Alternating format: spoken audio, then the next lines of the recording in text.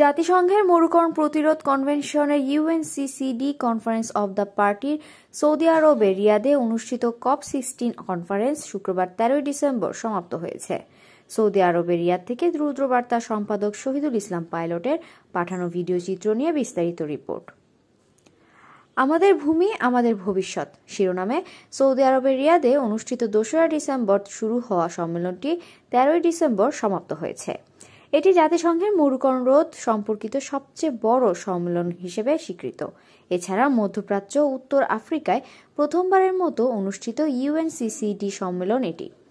খরা বিষয়ে একটি প্রক্রিয়াগত সিদ্ধান্ত সহ সম্মেলনে মোট 39টি সিদ্ধান্ত গৃহীত হয়েছে, চীনা সংবাদ মাধ্যম সিএমজি খবর জানিয়েছে। আমাদের ভূমি আমাদের ভবিষ্যৎ শীর্ষক এই সম্মেলন ছিল মধ্যপ্রাচ্য ও উত্তর আফ্রিকায় আয়োজিত প্রথম ইউএনসিসিডি কপ। সম্মেলনের শেষ দিন খরা মোকাবেলার কাঠামো নিয়ে ঐকমত্যে পৌঁছানো সম্ভব হয়নি। তবে COP16 অগ্রগতির ভিত্তিতে আলোচনা চালিয়ে যাওয়ার ও 2026 সালে মঙ্গোলিয়ায় অনুষ্ঠিত COP17 চূড়ান্ত সিদ্ধান্ত নেওয়ার বিষয়ে একমত হয়েছেন প্রতিনিধিরা।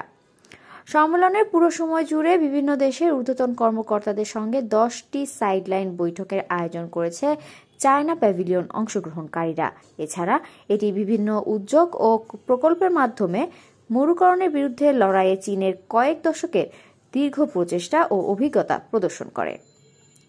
সম্মেলনে রিয়াদ গ্লোবাল ড্রট রেজিলিয়েন্স পার্টনারশিপের মতো নতুন উদ্যোগ চালু হয়েছে, যা 80টি দুর্বল দেশকে খরার বিরুদ্ধে স্থিতিশীলতা গড়ে তুলতে 1215 কোটি মার্কিন ডলার সহায়তা নিশ্চিত করেছে।